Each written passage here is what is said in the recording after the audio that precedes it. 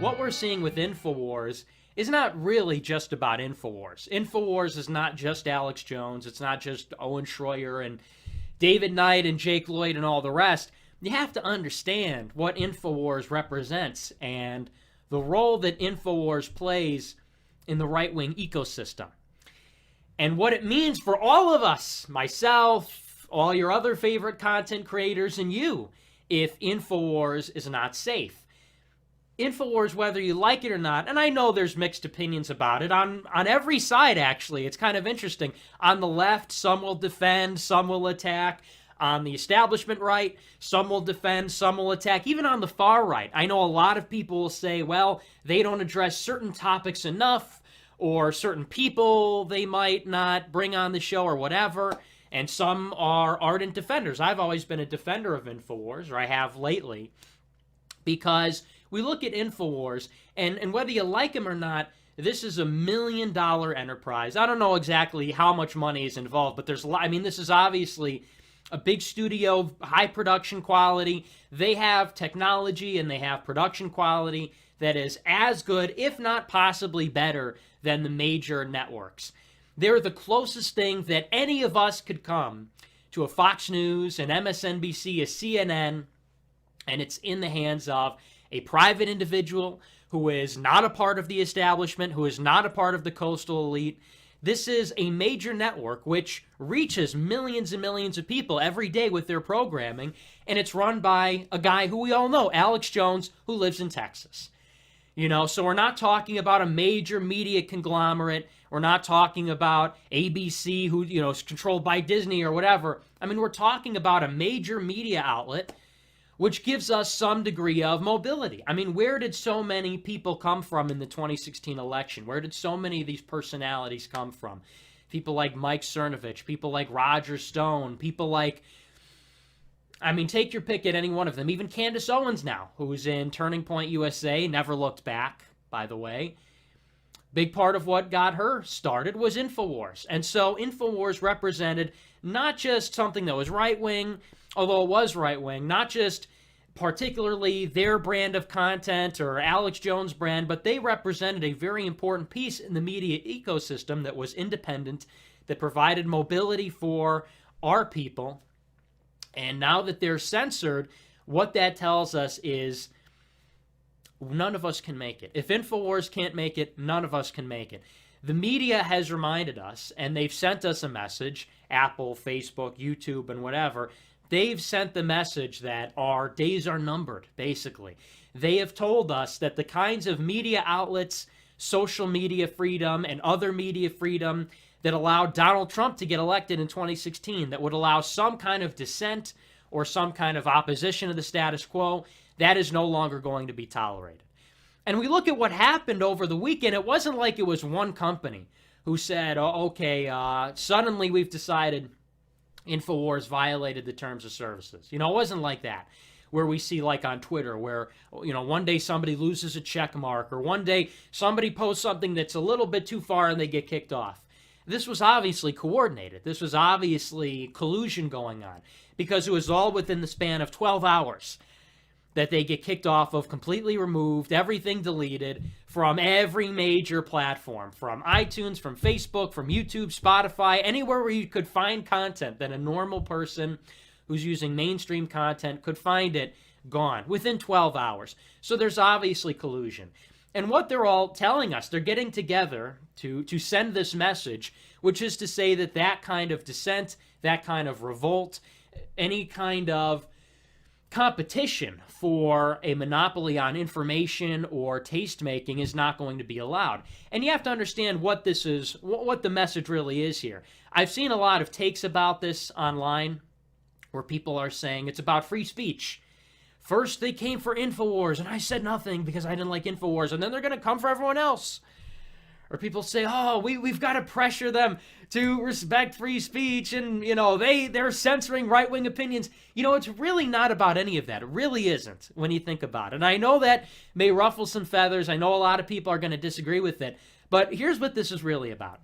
Donald Trump appeared on Infowars in 2016. Now, I'm not saying Infowars got Trump elected. I'm not saying that Infowars, I mean, they're very influential. They're very big, as I just got done saying. But what this is really about is that in 2016, due to Facebook, the use of it by companies like Breitbart, Independent Journal Review, and Infowars, due to content on YouTube by people like Milo and others, content like Infowars, in a big way, is what propelled Trump into office. And the reason for this is because what Trump was able to do is to cast doubt on the mainstream media. Where the mainstream media said, don't vote for this guy, he's a racist, or don't vote for this guy, he's alt-right, or don't vote for this guy, he's crazy, how could anyone do that, we'll ostracize you. Trump was able to, effectively, in the minds of the normal person, the average American, cast doubt on whether or not these big fancy media conglomerates were really telling the truth. If they really were able to viably tell them that they should swing one way or the other. And they know that. And now that Trump is in office, now that he's making waves and he's making changes, what the media has done is embarked on basically a 2 to 4 to 6 year project to make sure that this never happens again. That's all that this is about. This is about saying, we are the media, we make the opinions, we disperse the information, and you don't. And if you try to do that, if you try to start something up, we'll cancel your website. If you try to start something up, we'll make it so that you can't pay your bills. We'll cut off your funding so you have to go through the postal service. You may try and make content for free. Maybe you're doing it on the side. Yeah, well, we'll ban you from Facebook, and we'll ban you from YouTube, and we'll ban you from Apple, and we'll ban you from Spotify, and from Pinterest, and from things you haven't even heard of. We'll ban you from everything because we're the ones that get to say what flies. We're the ones that get to report the news. We're the ones that get to tell you what to think, and you don't. And what we're going to tell you to think is to vote for this party or that party and nothing in between. You're going to vote for Nikki Haley or you're going to vote for Kamala Harris. You're going to vote for Marco Rubio or you're going to vote for Cory Booker. You're going to vote for war or you're going to vote for war. For taxes or for tax. And that's what's going on here. It's not about free speech. They don't care about free speech. It's not. They're not going for everybody. You know, I love when people say, well, first they came for Infowars. No, they're not going after everybody. They're not going after free speech. They're going after us. They're going after you. You know, believe me, BuzzFeed's free speech will be respected. The Daily Wire, The Blaze, Fox News. You know, you think people like Brit Hume and who's the homosexual, you think they're going to be censored? No, of course not. Of course they're not going after free speech. Everyone's entitled to their free speech so long as you don't say certain things, so long as you don't have certain opinions. And they're not going after everybody, going after you and me, because people like us, people like Infowars, people like me, others, challenge the actual status quo. And that's really what this is about, is they saw in 2016, because there was some degree of this like Wild West effect on the internet, there was this liberalism on the internet. And by liberalism, I mean liberal in the sense that you could basically get away with posting whatever you'd like, even if it was controversial or even if it was so-called racist or hateful or whatever, you know, you could post it. And they saw that the effect that had was that their power is slipping, that somebody like Donald Trump, an impossible campaign, even if there was a 1 in a million chance that he could win, that's still one chance too many for the people. Still one chance too many for them to take that risk. So that's been the process.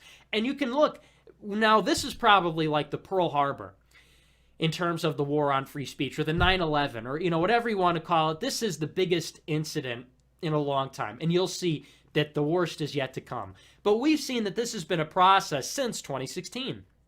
Of course, what started in 2016 was this term fake news. That's what inaugurated it. If you remember, if you were around then paying attention, what started off right after the election was this witch hunt about fake news. They said, well, the only way that this was possible, the only way that somebody like Donald Trump could get elected was because of the proliferation of fake, uncontrolled, unregulated news on platforms like Facebook.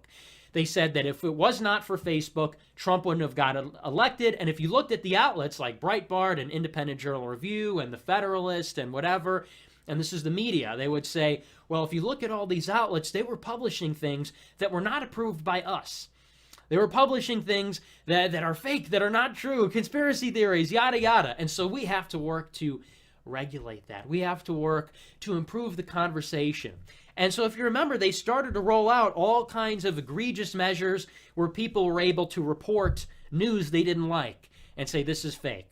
Or you would go on Facebook and you would find there would be some kind of a warning from Infowars, and it would say like, this is fake news. This was determined by our flaggers as not true.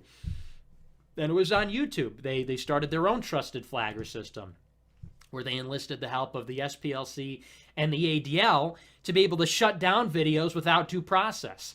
And basically, these so-called trusted flaggers could find and locate fake news or hateful content and take it down for 90 days, 120 days. And after they take it down, then you could file a complaint and then they would review it, so they would shut it down. And only if you asked, only if you demanded some kind of an appeal, would they take a look and say, did this actually violate our terms of services? Of course, probably the biggest precursor to all of this was Charlottesville. Almost exactly a year ago, I think it was like August 10th or August 12th, and it's August 6th today. So it was almost a year ago at Charlottesville. This is when it really began, because we saw people like my former business partner, James Alsop, Baked Alaska, Millennial Matt. They got kicked off of Uber. Everybody who went to the rally got kicked off of Airbnb. We saw that people were getting kicked off of dating websites. We saw the Daily Stormer, for example, got their domain shut down. They got their web hosting shut down. And nobody said anything. And not even Infowars said anything, but, that's okay. We're all in this together at this point. But nobody wanted to talk about it because Daily Stormer said the N-word. And, Daily Stormer was the real bad guys. They were the real far right, so nobody said anything. But at the time, and people like myself were talking about this, Daily Stormer found that they could no longer even have a website where they were not promoting violence, where they were not promoting neo-Nazism. If you even went on the website, and of course I've never done that, right? God forbid. But if you even went on the website, you would find that nowhere in there did they advocate for National Socialism or did they advocate for violence or anything like that. It was just content, political content, humor that was too edgy or perhaps too truthful in some ways for the mainstream press. And so they made it so that even if you were like a paying customer, you couldn't even have a website. So forget about for a moment social media like Twitter or Facebook or YouTube, where people might say, well, that's a private company, they could kick you off. They, in the Daily Stormer, could not even host a website. They could not even buy a domain name. And they've been moving around ever since from domain name to domain name, from host to host. Eventually they got hosted in Israel, ironically.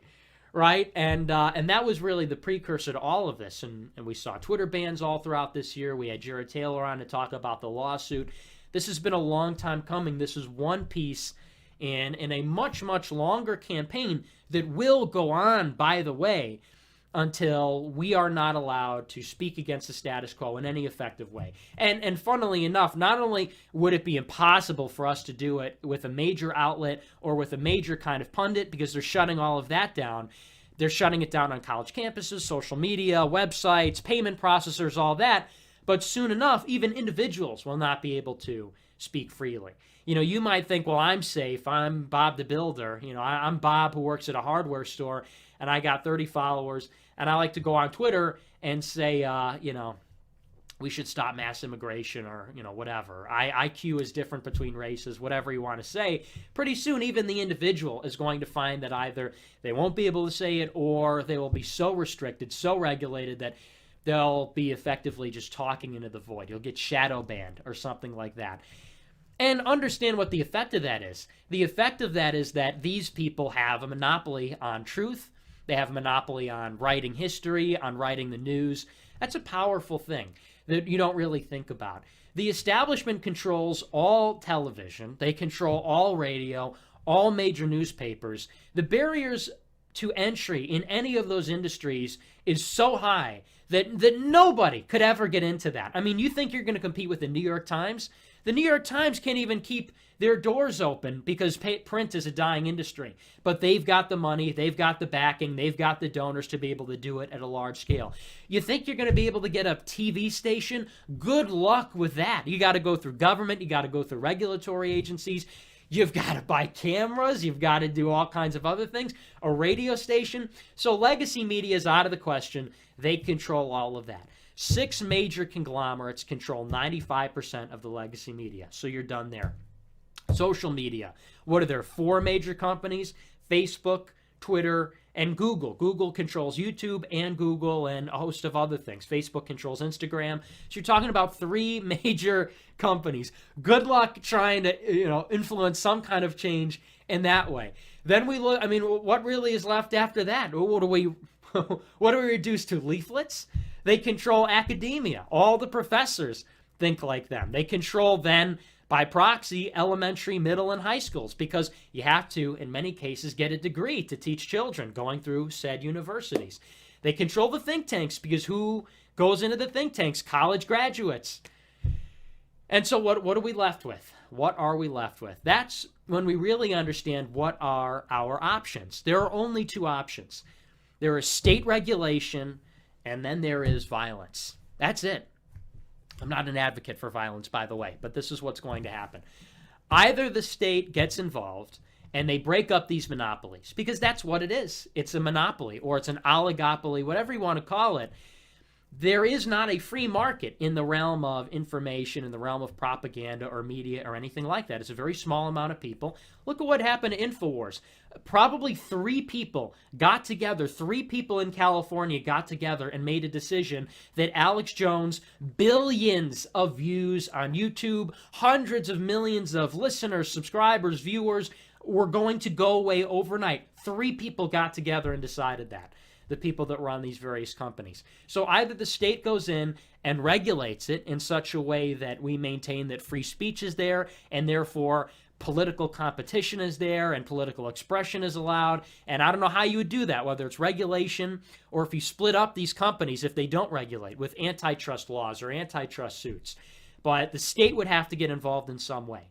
I know people are saying, well, we'll do a boycott. We'll organize a boycott where we'll break our iPhones and get them refurbished and then break them again. And oh no. Okay, Apple's a $1 trillion company. Good luck with that, groypers. Get all 200 groypers together and break your phones and see what effect that has on Apple's market cap, right? People are like, sell your Apple stock. We're all, like 20, 25, 30? My audience is between the ages of 18 and 35. We're struggling to pay off our student loan debt. We didn't find time to buy $150 shares in Apple. Facebook has 1.6 billion users. Yeah, let's tell all of our friends, and let's tell all of them, we convince all of them, and 10,000 people leave the website. I'm sure Zuckerberg is scared. No. The only way left is through the state. That's it. These people understand what's at stake here. They know that if they keep going along this course, they cannot lose. They will have consolidated control over every institution of power in the country, and they'll make it impossible for anybody like Donald Trump to ever win power again. And then that's checkmate. That's the race in the hole. It's over. It's done. There is no recourse. And so there's no argument that you can make that you'll convince them, we wanted absolute power, but then we heard this really compelling message about free speech and the importance of, not going to happen. These people are like lizards. So there's no amount of convincing. There's no amount of reform. There's no movement that's going to happen, flyers, alternatives. It's not going to work. The only institution that has the power to make this change is the state. The state has the guns. There still is a way to infiltrate the state because there's elections and it's, of, by, and for the people, allegedly still. That's the only way it's going to happen is if there's force involved and the minority is protected. It's the only way. The alternative then, if that doesn't happen, is violence. And I don't say that in a way that is celebratory. I don't say that in a way I hope that is threatening or anything like that. But that is the only legitimate recourse left. That's it. What else is a people to do when our society is going the wrong way and it's supposed to be a democracy?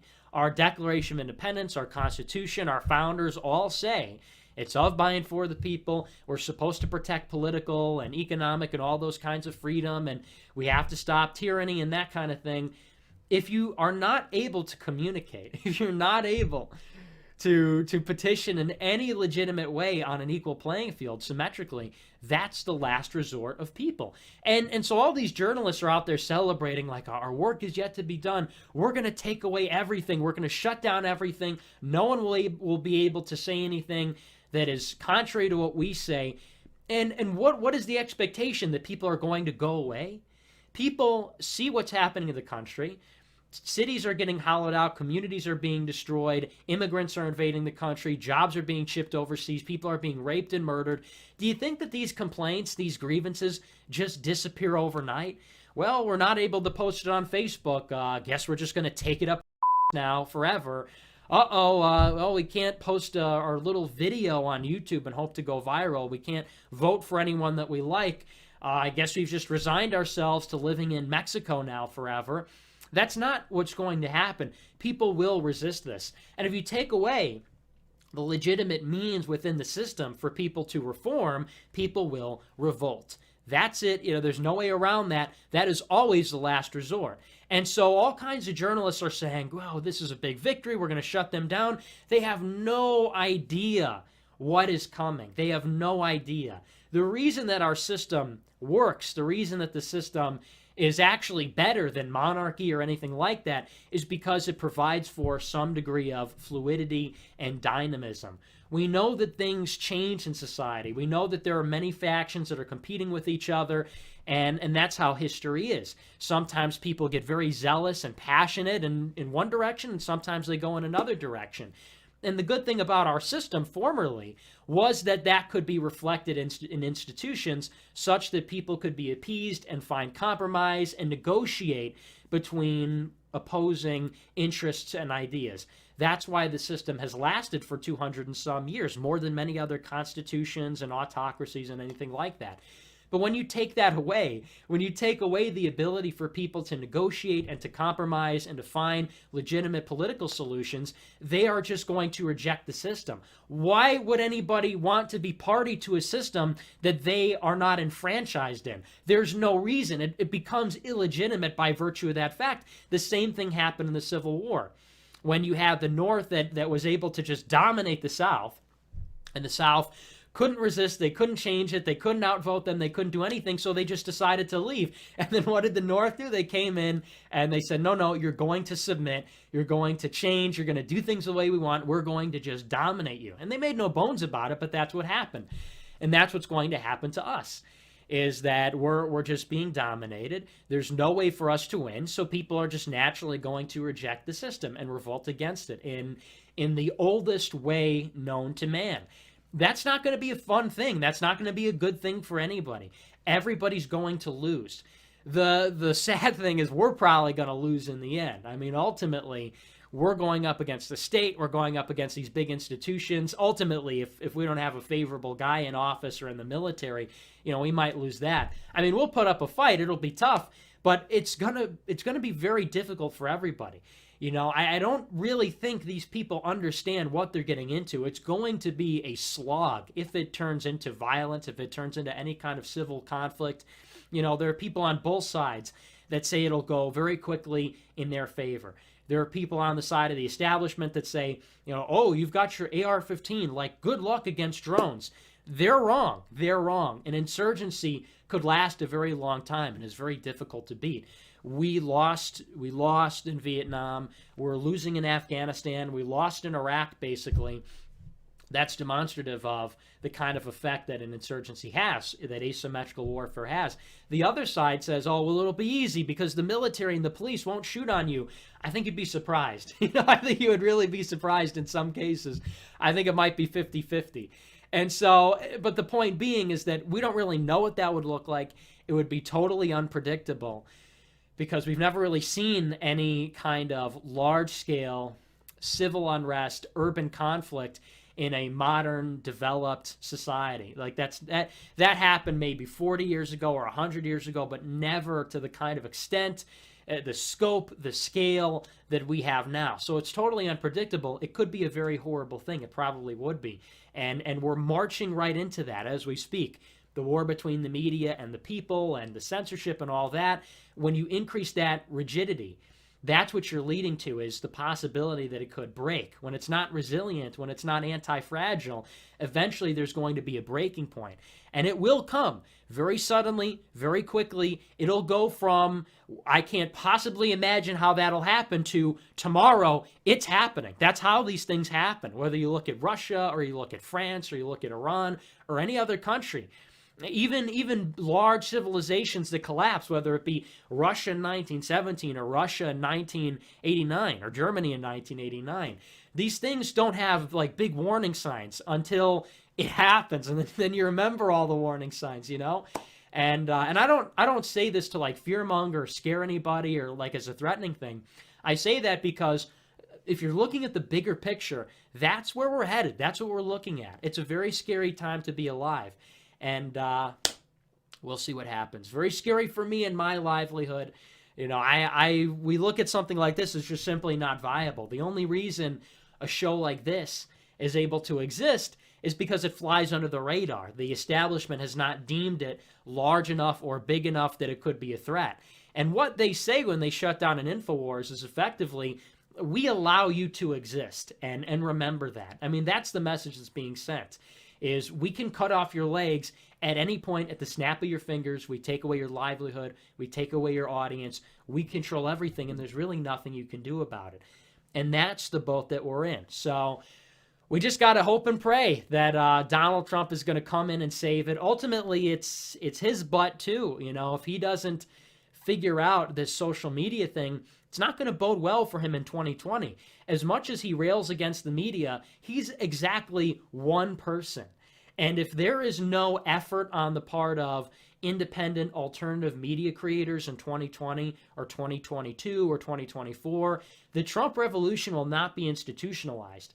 And so at this point, we are totally reliant on Trump to figure this out, regulate it in such a way that this kind of reform, that this kind of movement is viable in the future. Because right now, if we look at it right now, the action by social media companies, what they're willing to do, and what our people are willing, or rather not willing to do, it's not looking good.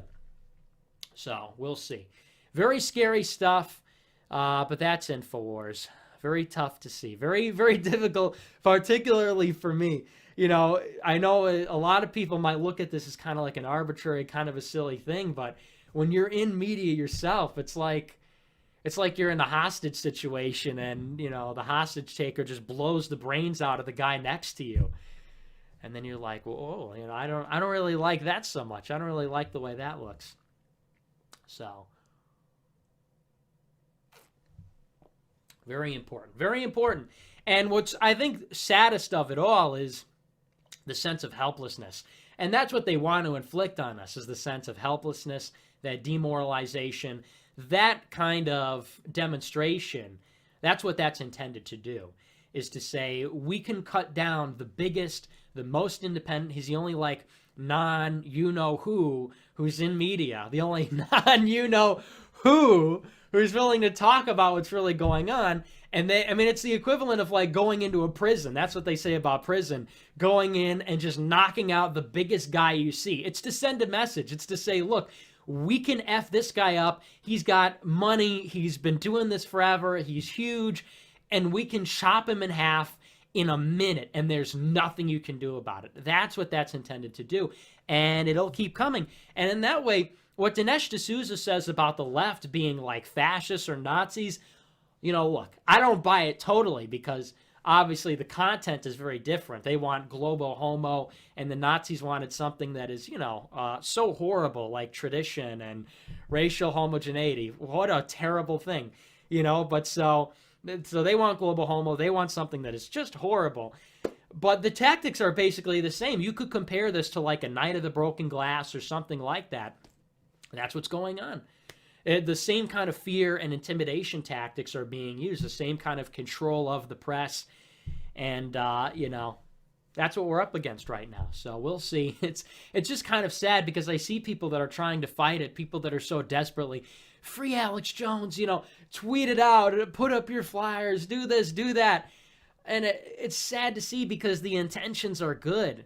The intentions are good, and these people really believe in what they're fighting for, and I believe in it too, but we are helpless right now. They've got us by the we're like 25 years too late. I was a baby by the time it was too late, and now all we have is the state. What I would say, what you can do if you're all up in arms about this, if you're really mad, just start preparing. Start preparing if things don't go as planned. We all have a plan. We all want to see that everything works out, but in the case that it doesn't, in the event that it doesn't, you don't want to be caught with your pants around your ankles. You don't want to be caught if things hit the fan suddenly and quickly and it happens overnight. You don't want to be caught without a backpack. You don't want to be caught without a rifle. You don't want to be caught without the proper materials. And so I'm going to start making I've already started to make preparations, but we're really going to have to figure it out because it's a battle. And some days it looks really good. Trust me, I'm a big white pillar. I think the long arc bend towards MAGA, and I think we'll see something here. I do. But we always have to be prepared for the worst. It's Donald Trump's philosophy himself. If you prepare for the worst, if you take care of the downside, the upside will take care of itself. So just be ready. If you're not ready, if you're spending your time and your money watching television and, playing golf or something like that, please stop. Start preparing.